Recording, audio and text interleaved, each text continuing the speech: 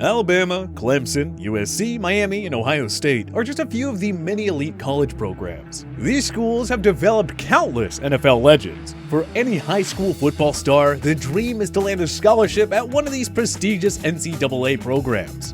But there are several smaller colleges that have quietly flown under the radar when it comes to producing professional football players. Here are the 10 schools that are secretly pumping out NFL talent. Number 10. University at Buffalo.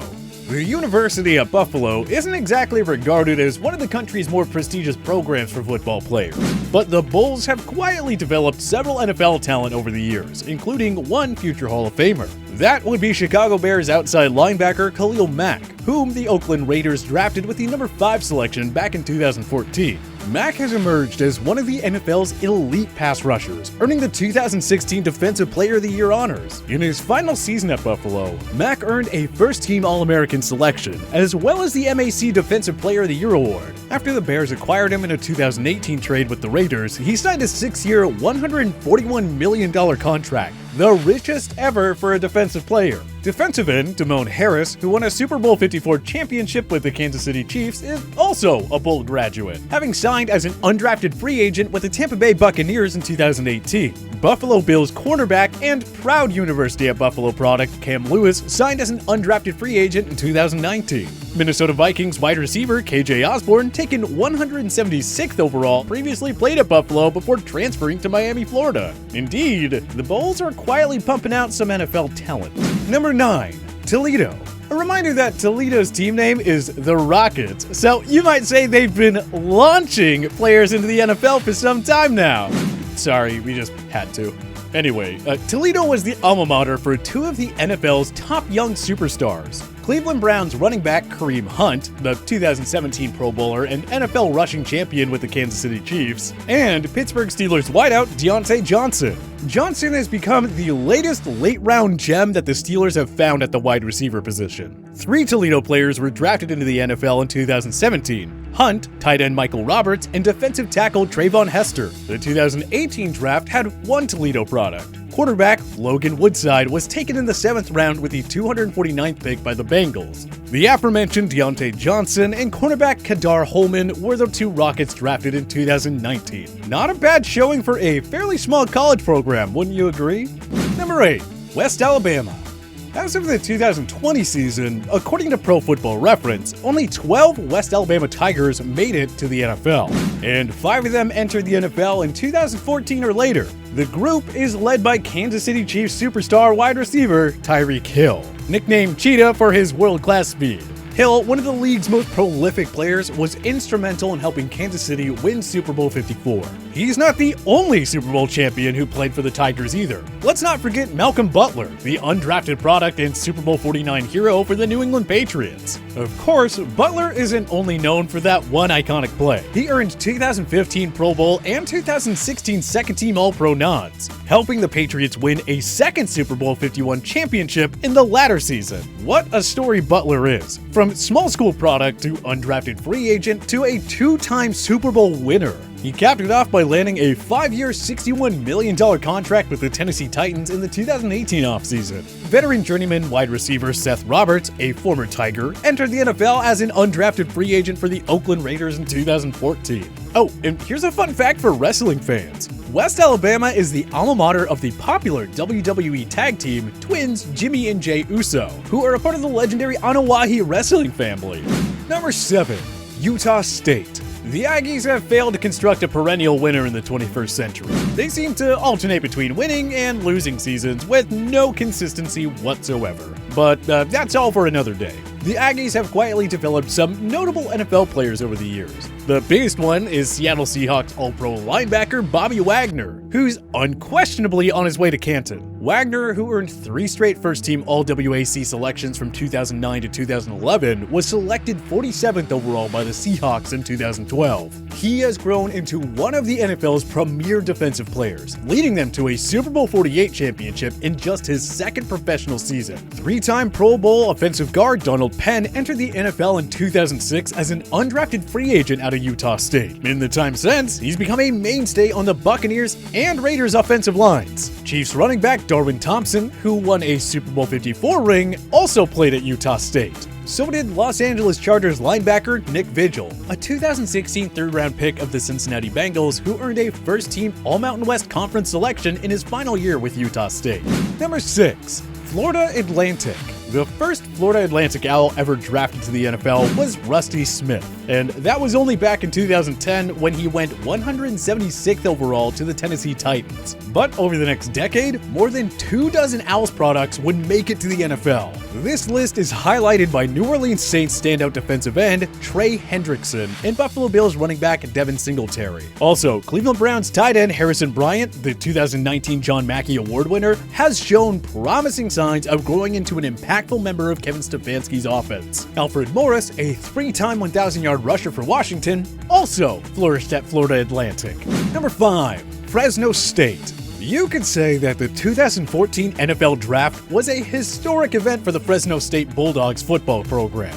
2 of the school's all-time greatest players were second-round picks, and both of them have gone on to enjoy tremendous NFL careers. Having spent over a decade looking for a true franchise quarterback, the Raiders drafted Derek Carr with a number 36 selection in 2014. Although largely inconsistent, he's a 3-time Pro Bowler who has given the Raiders some much-needed long-term stability behind center. The Green Bay Packers drafted Carr's teammate, wide receiver Davante Adams, 17 picks later with the 53rd selection. All he's done since then is become the greatest weapon future Hall of Fame quarterback Aaron Rodgers has ever had. And at this pace, Adams is on the right track to earn himself a spot in Canton as well. Carr and Adams highlight the Fresno State alumni in the NFL, but they're not alone. The Atlanta Falcons drafted former Bulldog Michael Walker with the 119th selection in 2020. He has a high ceiling and could very well develop into a key contributor on that defense. Speaking of Falcons, Tyler Davison is also a Fresno State graduate. He spent his first 4 seasons with the New Orleans Saints after they took him with the 154th selection back in 2015.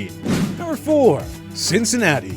Dozens of NFL players in the 2010s decade played for the Bearcats before turning professional. But there are 3 names who especially stand out on this list, including a pair of perennial Pro Bowlers. Philadelphia Eagles center Jason Kelce and his younger brother, Kansas City Chiefs superstar tight end Travis Kelce, both played at Cincinnati. And yes, they were teammates in the 2009 season. Jason was drafted in the 6th round, 191st overall by the Eagles in 2011. A future Hall of Famer like his brother, Jason helped the Eagles to their first Super Bowl championship in the 2017 season. 2 years later, Travis joined his brother as a world champion by helping the Kansas City Chiefs end a 50-year Super Bowl drought. They'll be one of the very few brother duos in Canton someday. And finally, we have to mention veteran defensive end Derek Wolfe. The 2011 Co-Big East Defensive Player of the Year was drafted 36th overall by the Denver Broncos in 2012, and he helped them win a Super Bowl 50 championship. Not half bad, Cincinnati. Number 3. South Florida. The Florida Gators, Florida State Seminoles, and Miami Hurricanes have produced a plethora of grade A NFL talent over the decades. As for the South Florida Bulls, they don't get as much attention as those other top NCAA programs. But believe us, this is not a half-bad school when it comes to producing professional football players. Tampa Bay Buccaneers standout pass rusher Jason Pierre-Paul, who won a Super Bowl 46 championship with the New York Giants, developed his game with the Bulls. In his last year of college, JPP earned first-team All-American and first-team All-Big East selections. The next NFL star to come out of South Florida was running back Marlon Mack. The AAC Rookie Player of the Year and 3-time first-team All-AAC selection was taken in the 4th round, 143rd overall by the Indianapolis Colts in 2017. Mack broke out in 2018 with 908 rushing yards, and he followed it up with 1,091 rushing yards in the 2019 season. What a find he was for the Colts. Speaking of late-round gems, hello Green Bay Packers wide receiver Marquez Valdes-Scantling. This former Bull wasn't taken until the 5th round, 174th overall in 2018. In 2020, he developed into one of Aaron Rodgers' favorite receivers. Number 2. Boise State. The Boise State Broncos have been a consistent winner in the 21st century, but they're not exactly looked at as a premier program when it comes to developing NFL talents. Surprising, because there's a lot of depth there as well as several notable active stars. 3 of the Dallas Cowboys defensive players are Bronco products. veteran defensive end Tyrone Crawford, stud pass rusher DeMarcus Lawrence, and young phenom linebacker Leighton Vander Esch. Lawrence and Vander Esch were Pro Bowlers together in the 2018 season too. The Cowboys aren't the only team to have landed notable talents from Boise State, however. Veteran center Matt Paradis, a Super Bowl 50 champion with the Broncos, also played at Boise State. A former Pro Bowl running back Jay Ajayi and Doug Martin were also stars at Boise State. Speaking of running backs, Alexander Mattison of the Minnesota Vikings also shined for the Broncos, earning a 2018 First-Team All-Mountain West selection as well as an offensive MVP honors in the conference championship game. Indeed, the Boise State Broncos are a sneaky good program for those with aspirations of turning professional. Number 1.